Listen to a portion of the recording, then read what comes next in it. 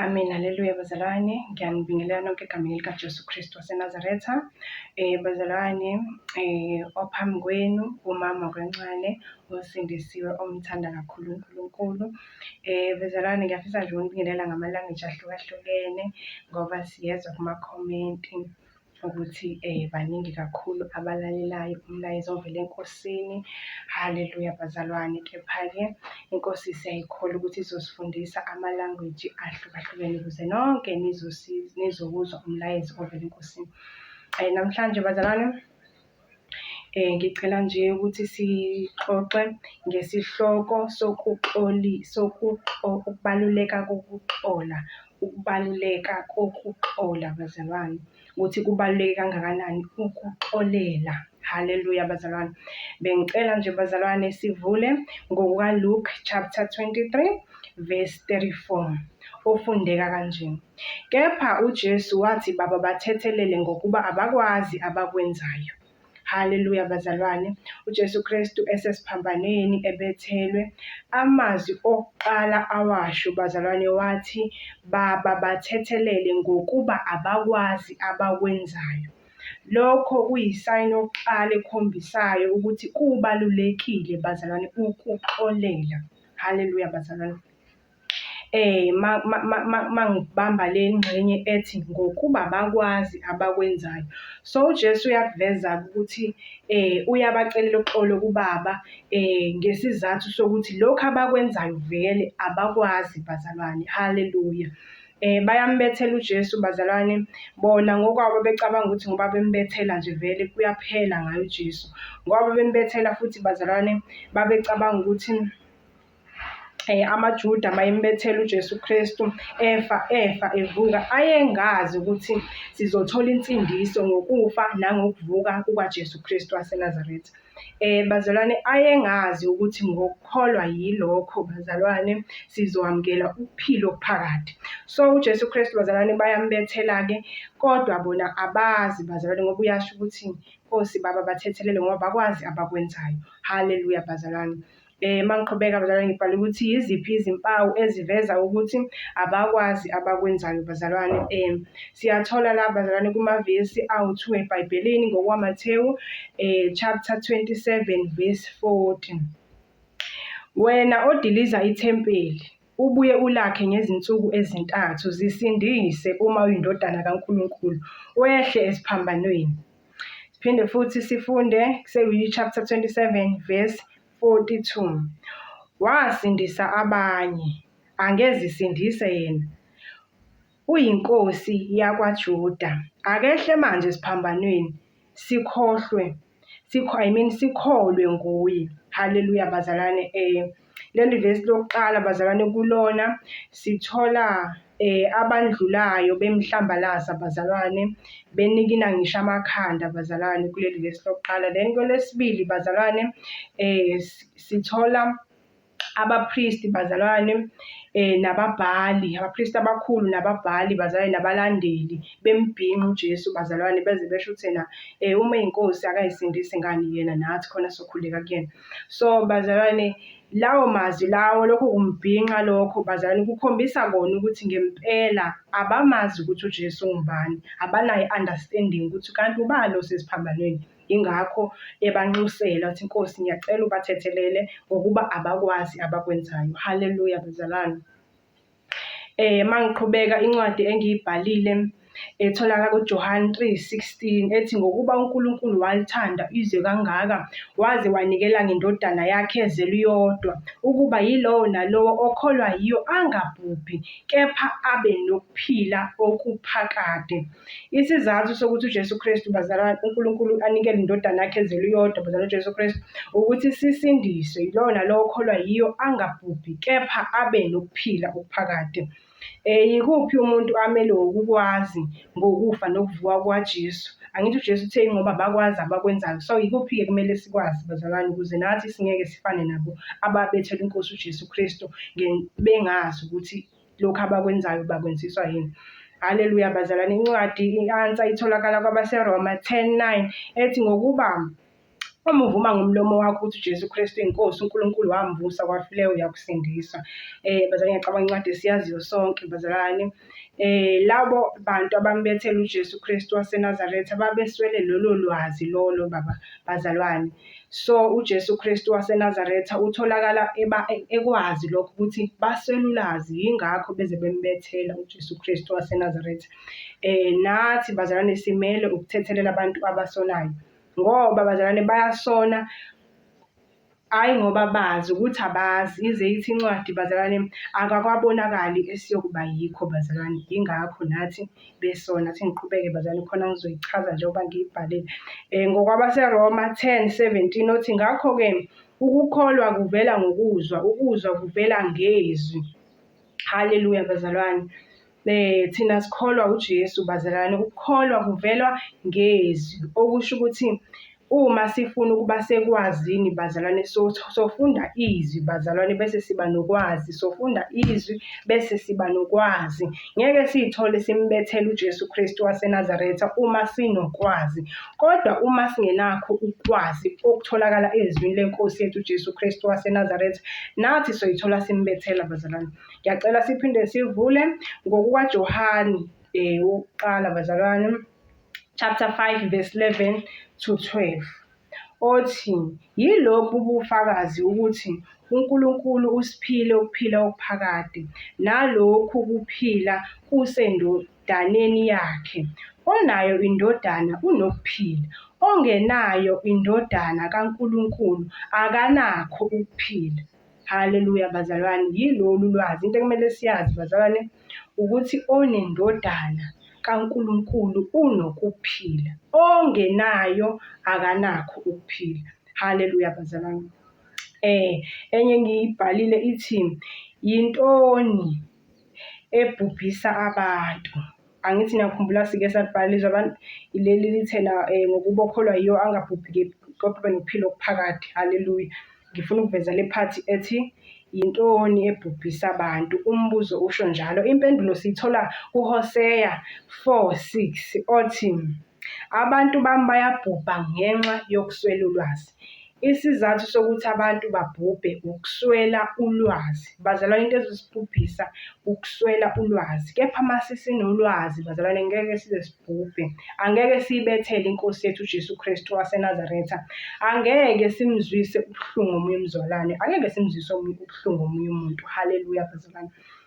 Ngicela sivule kwabaseKorinte bazalwane bokuqala 13 othi uthando alunagqubu. Ngiyacabanga bazalwane sike sakufunda-ke emalangeni andlule sikhuluma nje ngothando, sichaza njengoba ichaziwe kwi-1 Corinthians 13 othi uthando alunagqubu. Yingakho uJesu Kristu waseNazaretha esifundisa ukuthi kumele sithethelelane, simbona naye bazalwane ethi Baba, bathethelele ngokuba bakwazi abakwenzayo. Haleluya bazalwane. Ngiyacela futhi siphinde sivule ngokukaMathewu chapter 6 verse 14 to 15. Chapter 6. Haleluya bazalwane. Chapter 6 verse 14 uthi ngokuba uma nithethelela abantu iziphambeko zabo, noyihlo wasezulwini uyakunithethelela nani. 15. Kepha uma ningathetheleli abantu iziphambeko zabo, noyihlo akayakunithethelela iziphambeko zenu. Niyezwa-ke bazalwane, uma nje ungathetheleli nawe angeke uthethelelwe izono zakho, kepha uma uthethelela noBaba uza kuthethelela izono zakho. Haleluya bazalwane. Le ayidingi ukuchazwa, ivele nje isho njengoba isho ukuthi makuthethelela uzothethelela, ma ungathetheleli ngeke uzuthethelele. Haleluya bazalwane. Ngiyacela futhi siphinde sivule uJohane wokuqala 4:20. Johane wokuqala 4:20. Haleluya bazalwane. Sizofunda ngokubaluleka kokuthethelela bazalwane, yinto ebaluleke kakhulu. Haleluya bazalwane. Ngithe uJohane wokuqala 4:20 ufundeka kanje. Uma umuntu esho ukuthi ngiyamthanda uNkulunkulu, kepha ezonda umzalwane wakhe ungumqambimanga, ngokuba ongamthandi umzalwane wakhe ambonileyo angemthandi uNkulunkulu angambonanga. Haleluya bazalwane. Uma nje umuntu enenzondo bazalwane, uthando angithi alunagqubu, kodwa uma ungekho othandweni uba nenzondo, uba namagqubu, awuthetheleli. Kusho ukuthi ungumqambimanga uma uwumuntu okanjalo, kodwa uthi uthanda uNkulunkulu. Iqiniso lisuke lingekho kuwe mzalwane. Cela sikwazi lokhu ukuthi iqiniso lisuke lingekho kithi masithi siyamthanda uJesu Kristu waseNazaretha oyinkosi yethu, kodwa uthola ukuthi asibathanda abazalwane, asibathanda abantu, akusibo abazalwane kuphela abazalwane. Ngisazoveza ukuthi uNkulunkulu akakhulumi ngabazalwane bodwa. Haleluya. Ngicela-ke bazalwane, okay, uJesu Kristu ngesikhathi ethi makaxolelwe abaluboni uthando analo. Haleluya. Okay bazalwane, ngibhale lokhu ngoba ngifuna ukuthi sithi ukucacisa kancane nakho. uJesu Kristu waseNazaretha uthe mase esiphambanweni wathi bathethelele ngokuba abakwazi abakwenzayo. Ngaleso sikhathi uJesu esho lawo mazwi bazalwane, ababanga nokuqonda ukuthi uJesu Kristu ukhombisa uthando bazalwane. Ukuba baba nokuqonda, ngiyacabanga ukuthi babe abantu abanokuqonda babezovele mhlawumbe bamdilize, kodwa ababanga nokuqonda babeyobona uthando. Ngcono ngisho kanjalo bazalwane kuzizwakale kahle empeleni leli qiniso ukuthi ukube baba nokuqonda babeyobona ukuthi ngempela lo muntu unothando. Haleluya. Ngiyacela nje bazalwane sivule ngokwaMathewu 16:23, ngokukaMathewu 16:23. Haleluya. ngokwaMathewu 16:23 ufundeka kanje. Yena waphendula wathi kuPetru, buyela emva kwami Sathane, isikhubekiso kimi, ngokuba awuqondi okukaNkulunkulu kepha okwabantu. Haleluya. Bazalwane uJesu Kristu ezobethelwa-ke la exoxa nabafundi bakhe. Ngiyacabanga indaba esiyazi sonke-ke bazalwane. Then uPetru uba namazwi okukhombisa, okay, ngcono ngiqale phezulu ukuze sizoyizwa sonke bazalwane. Kusukela ngaleso sikhathi uJesu waqala ukubonisa abafundi bakhe ukuba umelwe ukuya eJerusalema ahlushwe ngokuningi ngamalunga nangabapristi abakhulu nababhali, abulawe, kepha avuswe ngosuku lwesithathu. Kepha wayesemthatha waqala ukumkhuza, wathi, musa Nkosi, lokho akusoze kwenziwa kuwe. Haleluya bazalwane. So uPetru siyamuzwa bazalwane esho lamazwi la ezama ukuvimba uJesu kulento emelwe ukwenzeka. Ngizama ukuthini bazalwane? Ngesikhathi uJesu esesiphambanweni ebethelwa bazalwane, babenga-understand abantu ukuthi uJesu ungubani. Babenga-understand futhi ukuthi ukubethelwa kona umele ukubethela uJesu Kristu waseNazaretha. Babenganakho ukuqonda. Haleluya. Cela sifunde siqhubeke bazalwane ngokukaJohane 15:12-13. Cela silandelise nje kahle bazalwane. Haleluya. 15. Haleluya bazalwane. ngokukaJohane 15 soqala kuvesi 12-13 ofundeka kanje. Yilo umyalo wami wokuba nithandane njengalokho nginithandile. Akakho onothando olukhulu kunalolo lokuba adele ukuphila kwakhe ngenxa yabahlobo bakhe. Haleluya bazalwane.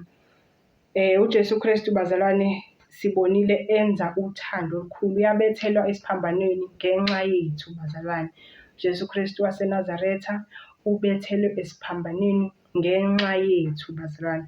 Ngaleso sikhathi ebethelwa esiphambanweni bazalwane bekungakabibikho ukumbuleka. Haleluya bazalwane. Kodwa siyabonga umusa ongaka uJesu awenza. Haleluya. Siqhubeke bazalwane. ngwabaseKorinti chapter 2, awuKorinti bokuqala chapter 2 verse 14. Haleluya. Le ncwadi engiqeda kuyifunda bazalwane ethi akekho oyokuba nothando akekho onothando olukhulu kunalokho lokuba adele ukuphila kwakhe ngenxa yabahlobo bakhe. Sike sakhuluma ngayo-ke ekuseni bazalwane. Kunencwadi nje-ke yabekeka ekuseni ekaMathewu lapho athi khona uJesu onganakho ukulunga okudlula okwabaFarisi angeke ubone umbuso wezulu. So bazalwane, ngeke ngaba nakho-ke nje ukuzibuza ukuthi ukulunga okudlula okwabaFarisi yikuphi, ngibe sengithola impendulo-ke bazalwane eyilo lelizwi leli bazalwane ethi akakho onothando olukhulu kunalolo lokuba adele ukuphila kwakhe ngenxa yabahlobo bakhe. Haleluya bazalwane. Okusho ukuthi mase sesinoluthando lolu bazalwane lokuthi size sidele ukuphila kwethu ngenxa yabahlobo bethu bazalwane, sesibandlulile abaFarisi. Ukulunga kwethu sekudlulile okwabaFarisi. Haleluya. Cela siqhubeke nje bazalwane, sivule ngwabaseKorinte bokuqala chapter 2:14. Haleluya bazalwane. Haleluya. Korinte bokuqala chapter 2 verse 14 ufundeka kanje. Umuntu wemvelo kakwamukeli okukamoya kaNkulunkulu ngokuba kungubuwula kuye, angekuqonde ngokuba kubonisiswa ngokomoya. Haleluya bazalwane. uJesu Kristu waseNazaretha ukhuluma iqiniso mayethi ngokuba abakwazi abakwenzayo. Haleluya bazalwane. Umuntu vele mayisasenyameni bazalwane, Nkosi yami, angeke understand izinto zakamoya. Ku-impossible, into engenzeki futhi engeke yenzeke, ayenzekanga futhi ayisoze yenzeka bazalwane. Ukuthi umuntu osenyameni a-understand okukamoya. So bazalwane, masingakhathazeki uma sithatha iy'nqumo zokudela konke bazalwane, bese imindeni yethu ingakuqondi lokho makungasikhathazi. uJesu Kristu waseNazaretha abam-understand even kwadingakala ukuthi umoya ehle bese ayabambula like yabo enza ukuthi bahlakaniphe bese bayaqonda umoya ongcwele engakafiki nabo. Haleluya. So bazalwane ukuthi uNkulunkulu asisize lingakhathazeki ukuthi abakuqondi esisuke sikukhuluma noma esisuke sibachazela kona bazalwane, abahlobo bethu, imindeni yethu, even mhlawumbe sokuphuma emsebenzini bazalwane, ukhetha ukuphuma emsebenzini, omunye uphuma mhlawumbe esikoleni, uyaphuma kwi-system yelizwe. Amagama kumele kwenzeke lokho. Umuntu osasemvelweni vele lowo umuntu wemvelo bazalwane, angeke kuqonde okwamoya ngoba kuqondwa ngumoya. So yingakho kumele sibathethelele bazalwane ngoba vele abasi-understand, abasiqondi. Manje sizobabambela amaqone engazi vele, ukuthuka akazi vele, omunye uze uyakushaya ingoba akazi bazalwane. Haleluya. Ngiyacela ukuthi siqhubeke-ke bazalwane. Bhala la ngathi ungasikhathazi ngokuthi abantu abakonile abakukholwa lokho. Haleluya. Abantu abakonile abakholwa lokho. Okay, sho ukuthi abantu abakonile abakholwa ukuthi ubaxolele. Lokho makungakhathazi bazalwane, ngeke kungakhathazi ngoba into uma ukhathazeka uzogcina ucompromise bazalwane. Ihlupha lapha njengakho kungamele sikhathaze, uzogcina ucompromise ngoba bona njengoba basasenyameni, uma ubachazela ukuthi ubaxolele bazothi okay, ngibeka nje isibonelo, njengoba nami ngathatha isinqumo sokuthi abantwana ngabe ngisabayisa esikoleni.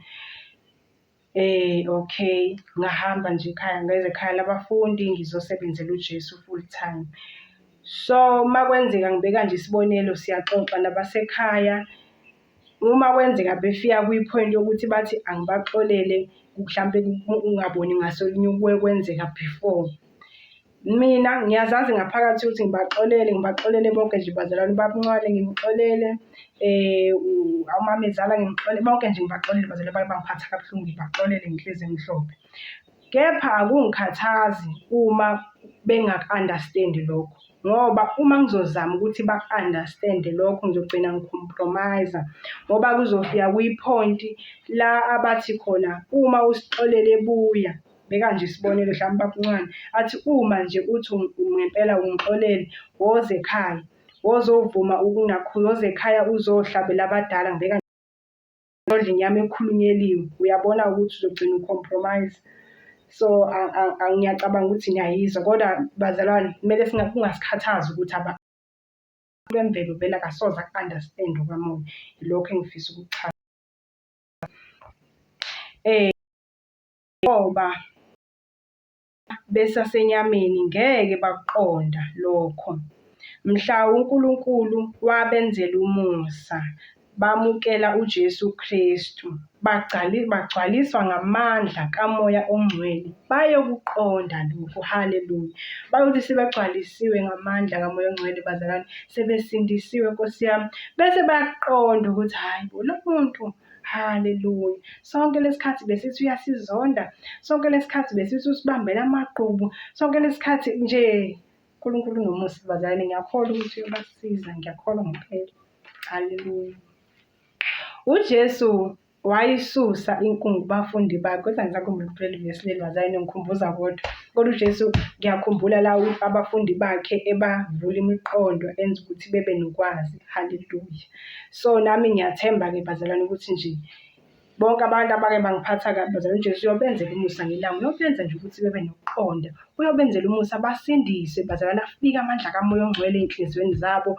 Beqonde Nkosi yami ngiyakholwa uNkulunkulu wawenza lowo musa. uNkulunkulu uthembekile bazalwane. Haleluya.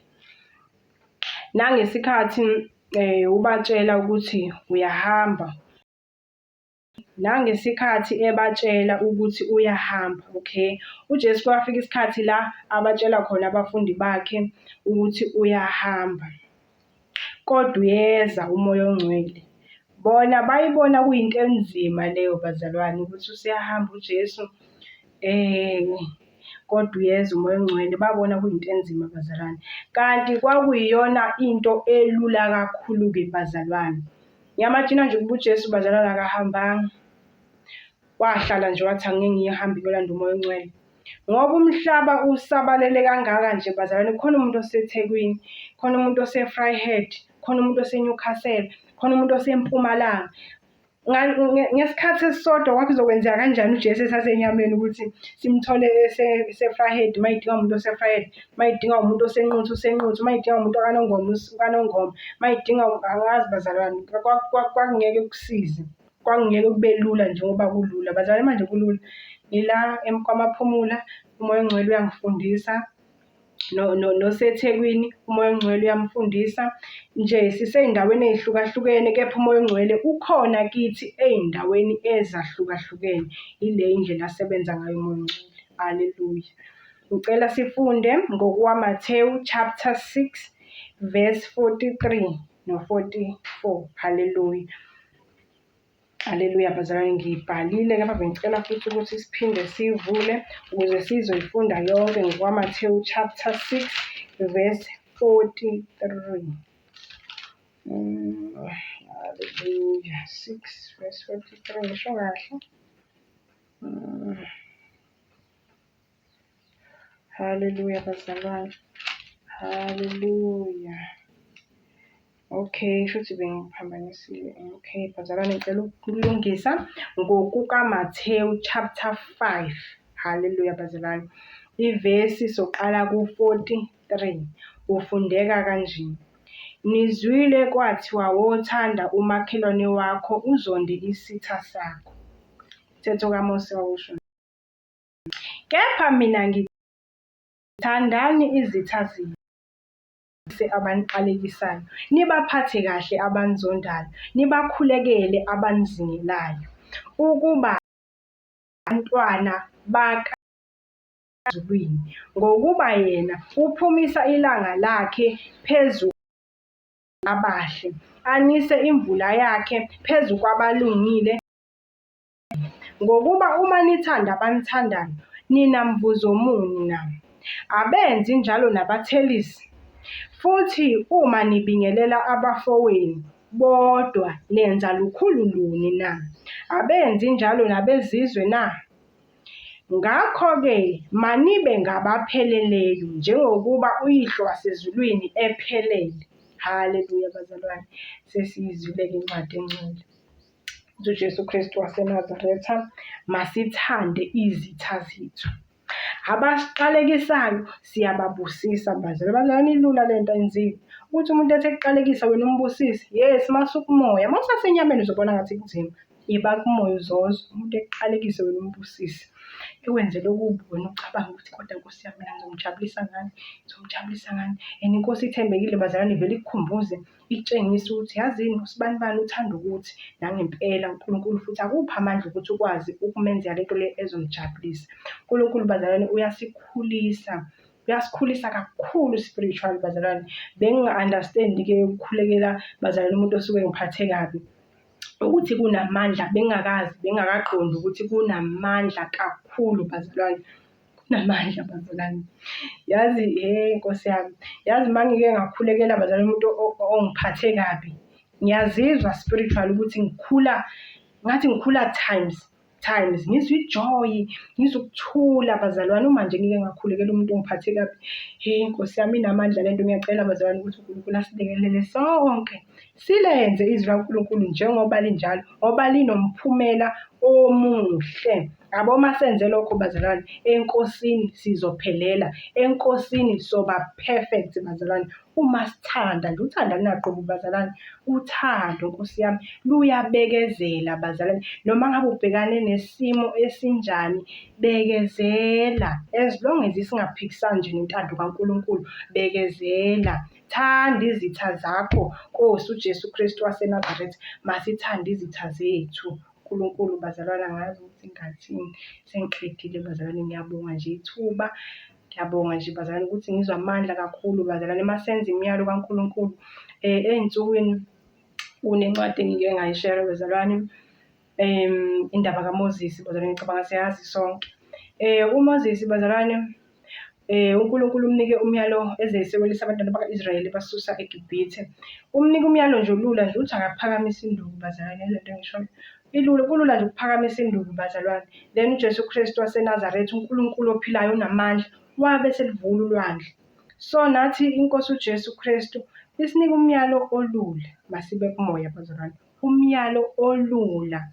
Bese yena ngalokho wenza lowo myalo omkhulu, uvula ulwandle, ukwenzela izinto ezinkulu. Ungezibone manje bazalwane, but kukhulu iNkosi esibekela kona, kukhulu iNkosi esibekele kona. Haleluya bazalwane, amen, siyabonga.